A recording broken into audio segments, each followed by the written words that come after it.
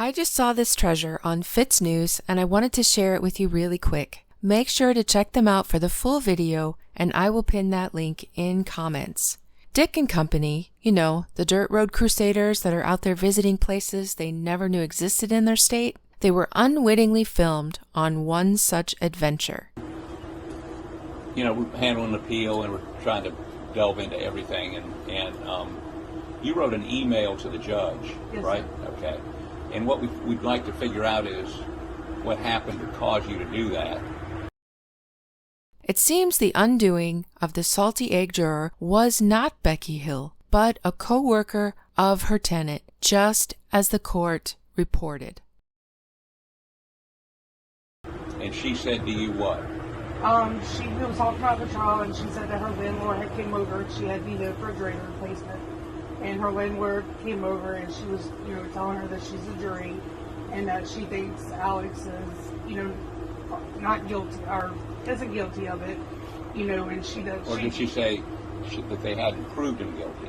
She told me that she said that she thought Alex was not guilty. Okay. And so... And I felt, not even though that she's saying that, but even though she said, I feel Alex is guilty or isn't guilty, I feel as a juror, you wasn't supposed to be telling nobody you're a juror. Right. Watch his reaction to the conduct of his precious egg drawer being called into question. Okay, we're not being critical of that. Yeah.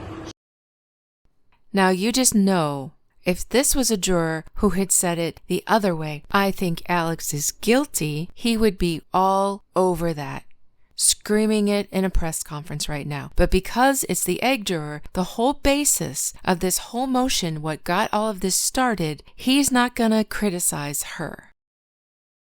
So how did you come to write an email to the judge?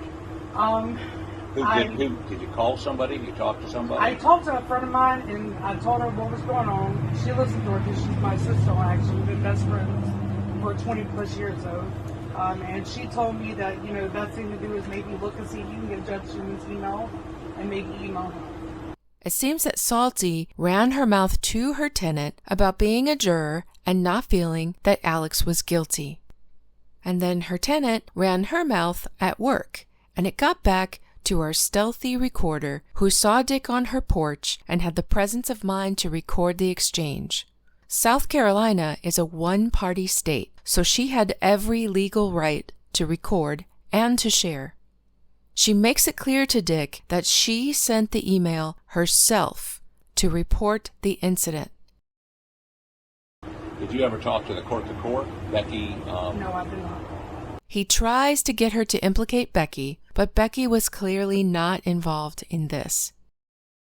So that email was just a result. You sent it. Nobody told you to send it. That was your idea to send it. Yes, nobody's told me to send it. Nobody. I didn't even know. She just brought it up, and she said maybe he'll get it, maybe he won't. He doesn't want to take her word for it because, after all, this is a good old-fashioned witch hunt. I just felt like... Where'd you get the email from?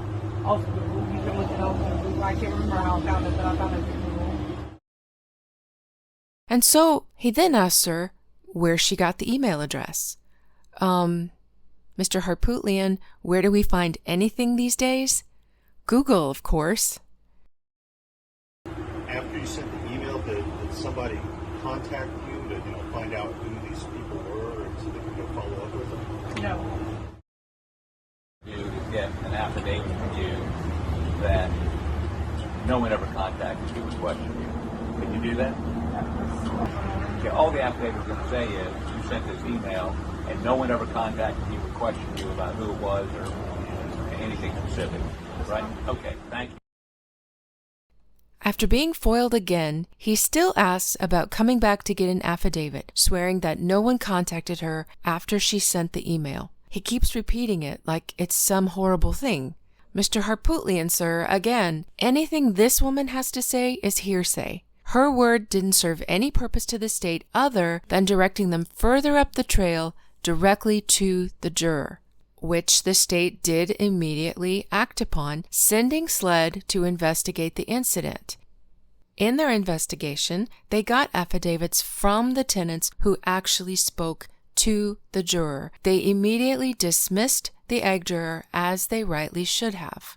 There was no need to follow the chain backwards.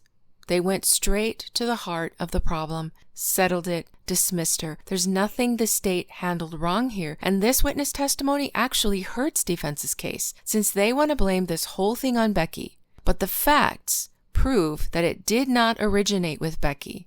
Is that why this affidavit was not in the motion, and why this witness was not even mentioned in it? Maybe once Dick got back on those paved roads and he could think again, he realized that this was not helpful to him. Hopefully, more incidents like this get leaked or discovered in an evidentiary hearing that is probably likely to take place. If I hear anything more, as always, I will bring it straight to you. Until then, this is Cassidy O'Connell, saying stay well and stay tuned.